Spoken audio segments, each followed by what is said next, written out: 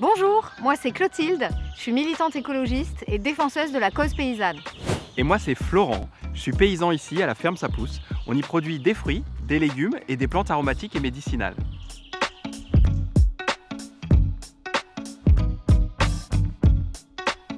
Aujourd'hui, nous souhaitons poser une question. Quel avenir pour l'agriculture française? Avec ou sans paysans? À l'heure actuelle, le plus grand plan social que la France ait jamais connu se déroule sous nos yeux. 200 fermes disparaissent chaque semaine et avec 50% des agriculteurs qui vont partir à la retraite d'ici 10 ans, ce chiffre pourrait exploser.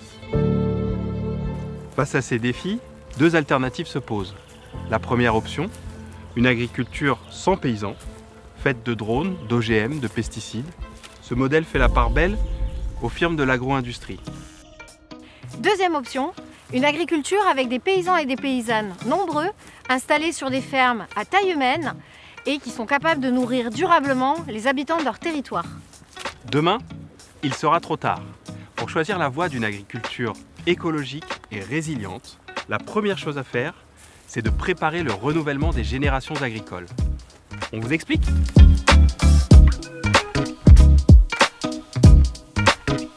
Parler d'agriculture, c'est aussi parler d'alimentation.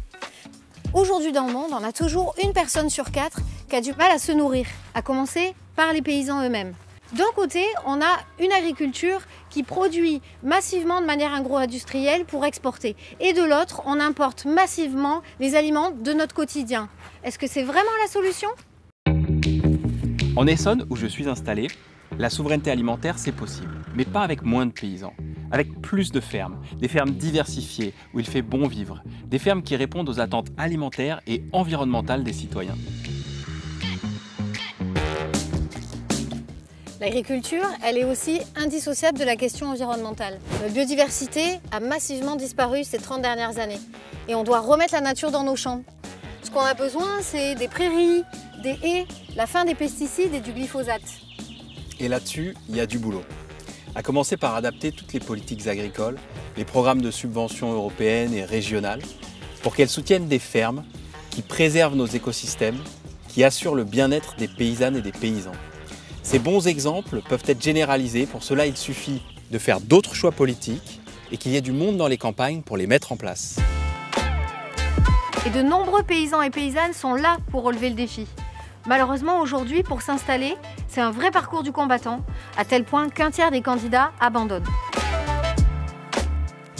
Il faut ouvrir grand les portes à la nouvelle génération de paysans et paysannes. L'agriculture à la papa, qui reproduit le modèle productiviste, doit laisser la place aux structures paysannes et associatives pour accompagner les jeunes et les moins jeunes dans la création de la ferme de leurs rêves. C'est maintenant qu'il faut agir. Une nouvelle loi est en cours de définition pour renouveler les générations d'agriculteurs, clé d'une réelle transition écologique.